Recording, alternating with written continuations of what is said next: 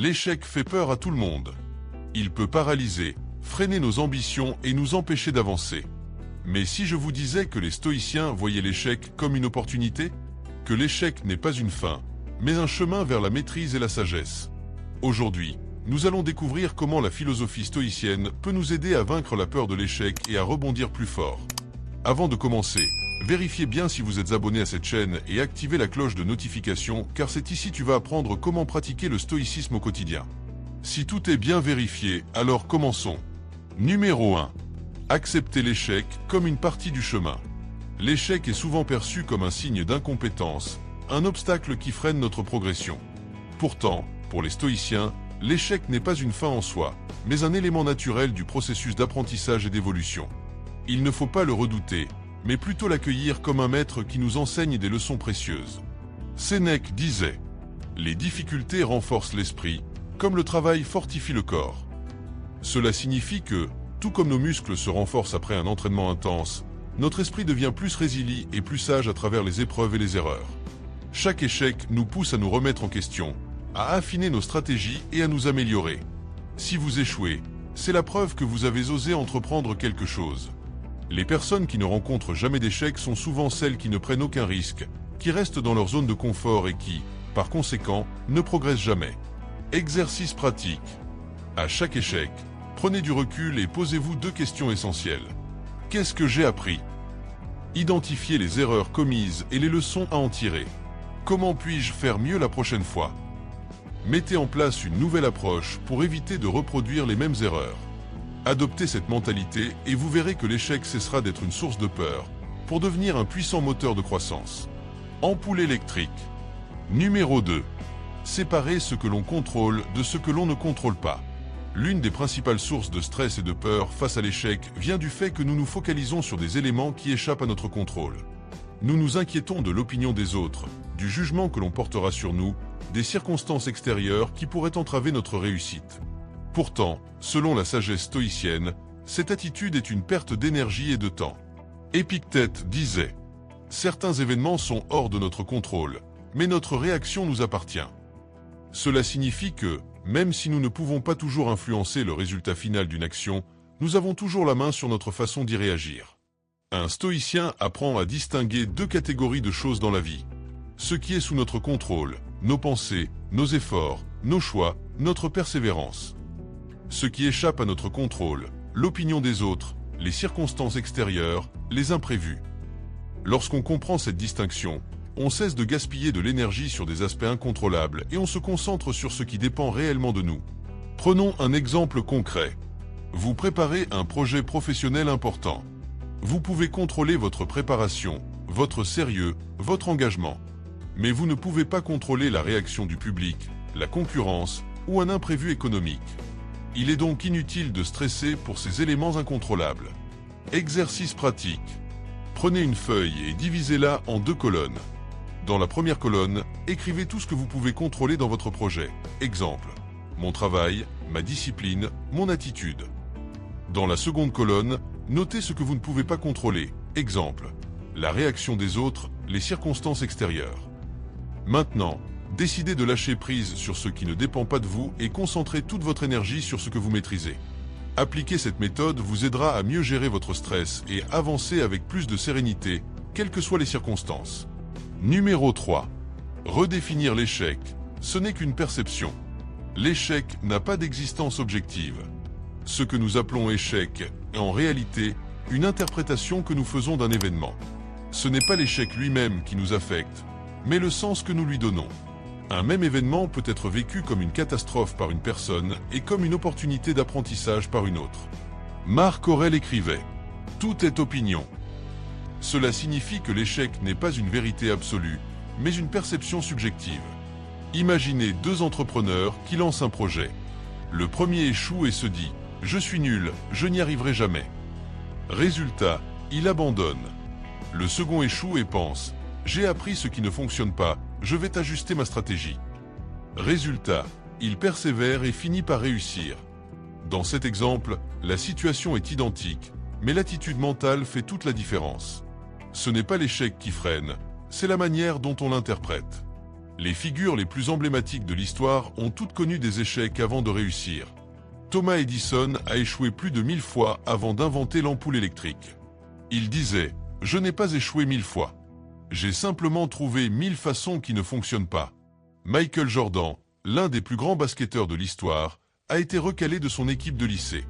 Il a utilisé cette humiliation comme une motivation pour travailler plus dur.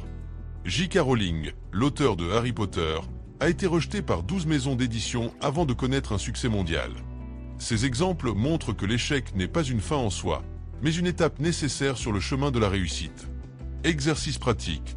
Transformez votre perception de l'échec. Identifiez un échec récent dans votre vie ou votre travail. Posez-vous cette question. Que ai-je appris de cette expérience? Formulez-le positivement en remplaçant échec par entraînement ou leçon. Mauvaise pensée. J'ai échoué à mon entretien d'embauche. Nouvelle perception. J'ai appris à mieux me préparer pour un entretien. Répétez-vous cette phrase. Ce n'est pas un échec, c'est un entraînement. Plus vous adoptez cette nouvelle vision, plus votre peur de l'échec s'effacera. Vous commencerez à voir chaque difficulté comme un pas de plus vers votre réussite. Numéro 4. S'exposer volontairement à l'échec. Préméditatio malorum. L'une des pratiques les plus puissantes du stoïcisme pour vaincre la peur de l'échec est la préméditatio malorum, ou méditation sur les malheurs.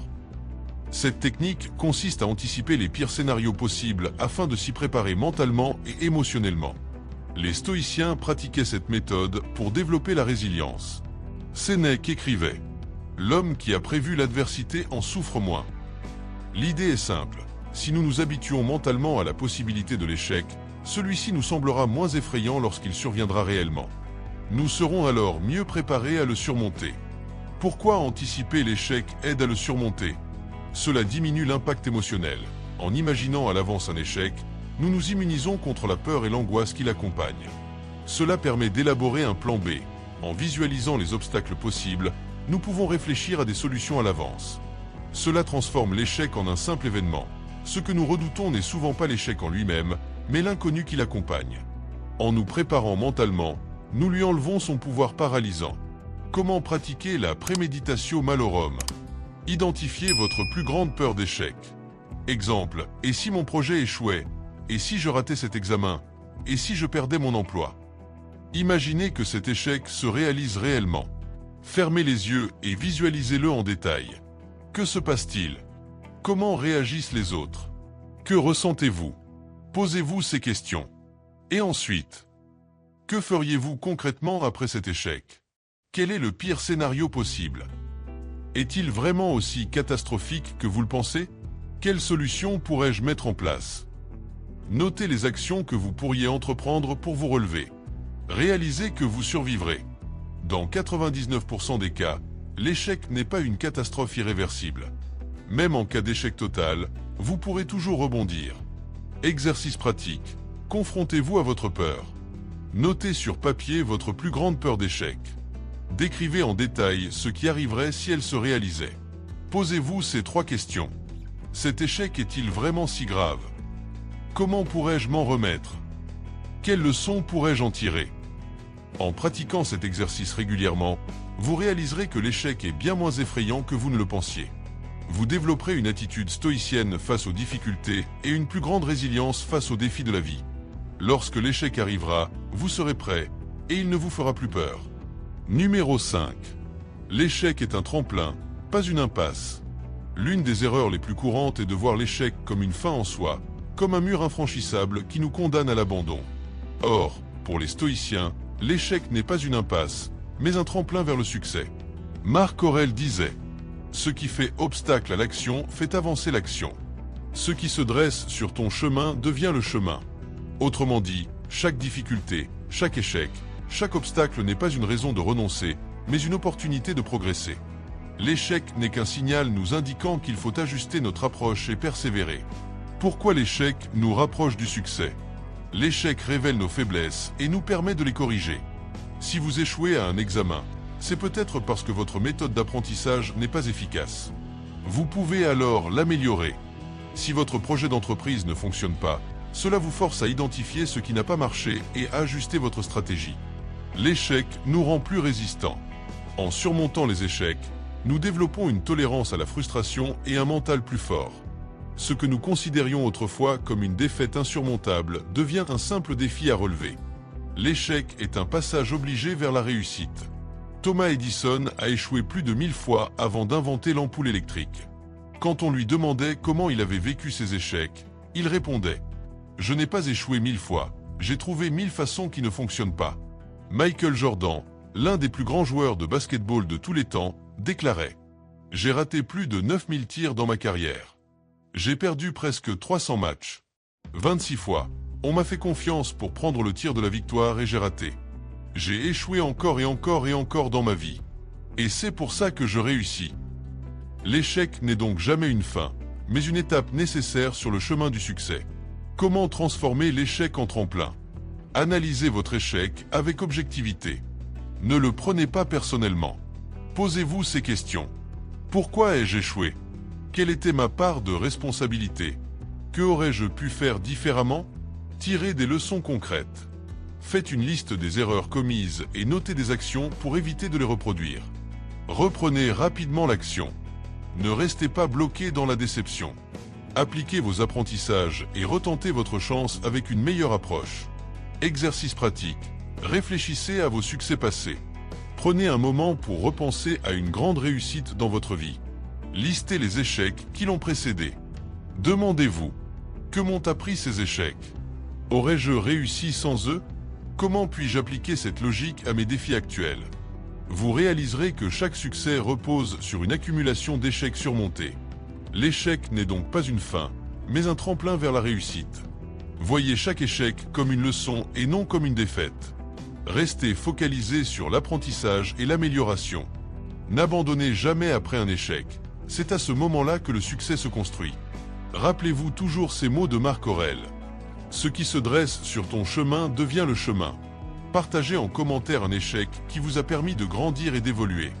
En résumé, vous devez retenir que la peur de l'échec est un frein, mais avec la sagesse stoïcienne, vous pouvez la transformer en force motrice.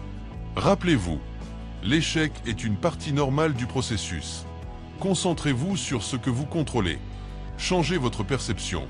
Il n'y a pas d'échec, seulement des leçons. Exercez-vous à imaginer l'échec pour mieux l'affronter. Utilisez chaque obstacle comme une opportunité d'évoluer. Quel échec vous a le plus appris dans votre vie? Partagez-le en commentaire. Abonnez-vous à Stoïcisme Pratique pour plus de vidéos sur la sagesse et la résilience.